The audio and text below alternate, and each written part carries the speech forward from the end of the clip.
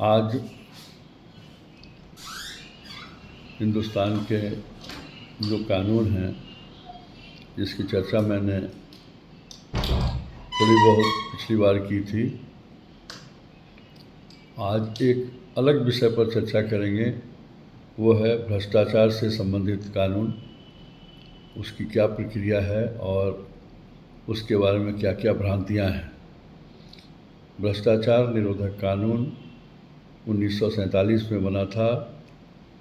उसके बाद वो वर्तमान में 1988 में फिर से उसमें कुछ संशोधन लाए गए और वो नया कानून लागू हुआ।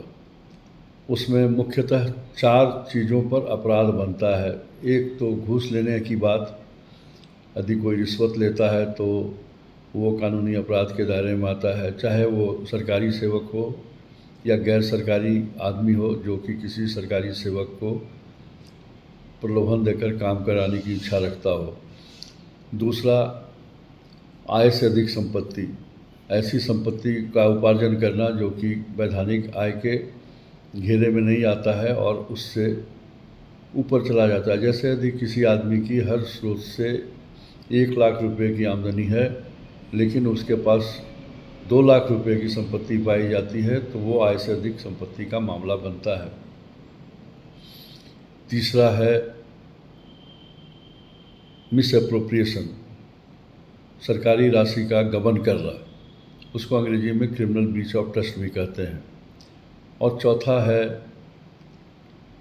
क्रिमिनल मिसकंडक्ट, आपराधिक भावना से किया गया कार्य। तो क्रिमिनल मिसकंडक्ट आज के दिन में कानून के दायरे से बाहर है क्योंकि इसको नए कानून में हटा दिया गया है। अब इस संबंध में सबसे बड़ी भ्रांति ये है कि प्रिवेंशन ऑफ करप्शन एक्ट में धारा 17A का एक प्रावधान जोड़ा गया है जिसके तहत किसी भी लोक सेवक पर मुकदमा चलाने के लिए अनुमति लेने की आवश्यकता है। अनुमति कौन देगा? सक्षम प्राधिकार देगा। सक्षम प्राधिकार कौन है? जो कि उस व्यक्ति को, उस लोक सेवक को सरकारी सेवा से हटा सकता है। अब इस भ्रांति पर हम चर्चा करेंगे। इसमें बहुत स्पष्ट है कि 17A का जो प्रावधान है उसमें यह स्पष्ट लिखा गया है कि जो सरकारी दायित्व के निर्वहन के संबंध में गलत काम हो जाता है उस पर यह लागू होगा। तो अब आ जाइए रिश्वत लेने की बात। तो रिश्वत लेने के जो मामले हैं वो इस दायरे में नहीं आते हैं। वो अपने शासकीय कार्य के निष्पादन के दौरान ऐसा नहीं होता है। आय से अधिक संपत्ति अर्जित करना भी इस दायरे में नहीं आता है। क्रिमिनल मिसकंडक्ट आज के दिन में है ही नहीं। अब रह गया गबन का मामला। तो गबन के मामला जो है पहले के IPC सेक्शन में भी किया जा सकता है, क्रिमिनल ब्रीच ऑफ ट्रस्ट में। यदि हम IPC के दायरे में करते हैं तो आपको किसी के परमिशन की ज़रूरत नहीं है। तो कुल मिला जुलाकर ये है कि इस परिस्थिति से बचा जा सकता है। बगैर सक्षम प्राधिकार के आदेश के भी यह मुकदमा दायर किया जा सकता है।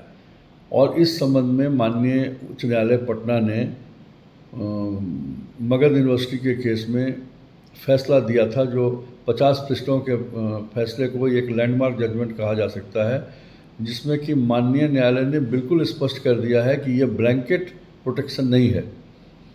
ऑफिशियल डिस्चार्ज ऑफ ड्यूटी को बड़ी बारीकी से अध्ययन किया जाए और ये भ्रष्ट पदाधिकारियों के लिए नहीं है। जो भ्रष्टाचार में लिप्त हैं उनको ये प्रोटेक्शन नहीं है। तो ये एक बहुत बड़ा कानून है जिसके बारे में लोगों को एक भ्रांति है और इसका सूक्ष्म अध्ययन करने के बाद ही आदमी को इस दिशा में कार्य करना चाहिए।